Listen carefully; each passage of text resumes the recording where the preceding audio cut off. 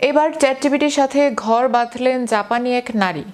এইদিকে জাপানের ওই নারীর চ্যাটজিপিটির সাথে সংসার বা কৃত্রিম বুদ্ধিমত্তার সাথে আবেগীয় সম্পর্ক স্থাপনের ঘটনাটি বিশ্বজুড়ে ব্যাপক আলোচনার জন্ম দিয়েছে। এই নিয়ে আরও বিস্তারিত থাকছে ডেস্ক রিপোর্টে। এবার চ্যাটজিপিটির সাথে ঘর বাঁধলেন জাপানি এক নারী। এদিকে জাপানের ওই নারীর চ্যাটজিপিটির সাথে সংসার বা কৃত্রিম বুদ্ধিমত্তার সাথে আবেগীয় সম্পর্ক স্থাপনের ঘটনাটি বিশ্বজুড়ে ব্যাপক আলোচনার জন্ম দিয়েছে। জাপান বর্তমানে এক তীব্র জনতাত্ত্বিক সংকটের মধ্য দিয়ে যাচ্ছে। তরুণ প্রজন্মের একটি বড় অংশ বিয়ে বা প্রথাগত সম্পর্কের চেয়ে একাকী থাকাকেই বেছে নিচ্ছেন। তবে মানুষের সাহচর্যের যে সহজাত চাহিদা তা পূরণ করতে অনেকেই এখন দ্বারস্থ হচ্ছেন কৃত্রিম বুদ্ধিমত্তার। সম্প্রতি জাপানি এক নারী তার জীবনের শূন্যতা পূরণ করতে চ্যাটজিপিটিকে বেছে নিয়েছেন। তার কাছে এটি কেবল একটি সফটওয়্যার নয়, বরং একজন আদর্শ জীবনসঙ্গী যে কখনো বিরক্ত হয় না এবং সব সময় তার কথা শোনে।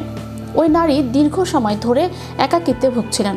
মানুষের সাথে সম্পর্কে টানাপোড়েন, প্রত্যাশা এবং ব্যর্থতা তাকে মানসিকভাবে ক্লান্ত করে তুলেছিল। চ্যাটজিপিটির সাথে কথোপকথন শুরু করার পর তিনি লক্ষ্য করেন যে তাকে কোনো বিচার না করে ঘন্টার পর ঘন্টা তার কথা শোনেন। চ্যাটজিপিটির উন্নত ল্যাঙ্গুয়েজ মডেল তাকে এমন সব উত্তর দেয় যা তাকে মানসিকভাবে শান্ত রাখে।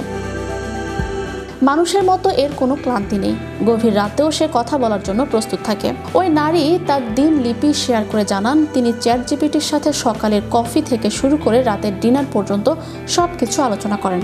এমনকি তিনি তার এআই সঙ্গীর একটি নামও দিয়েছেন।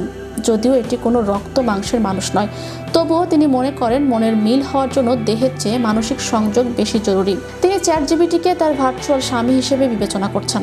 মনোবিজ্ঞানীরা এই ঘটনাকে মিশ্র দৃষ্টিতে দেখছেন।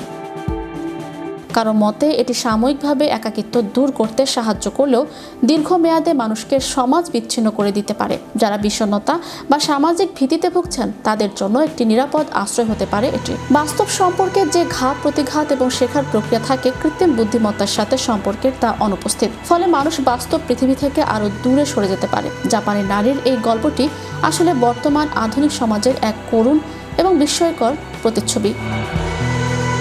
প্রযুক্তি আমাদের যোগাযোগ সহজ করলেও মানুষের সাথে মানুষের দূরত্ব যে ঘুচিয়ে দিতে পারছে না, এটি তারই প্রমাণ। চ্যাটজিপিটির সাথে ঘর বাঁধা হয়তো ব্যক্তিগত পর্যায়ে শান্তি দিচ্ছে, কিন্তু সমাজ হিসেবে আমরা কতটা বিচ্ছিন্ন হয়ে পড়ছি সেই প্রশ্নটি থেকেই যায়।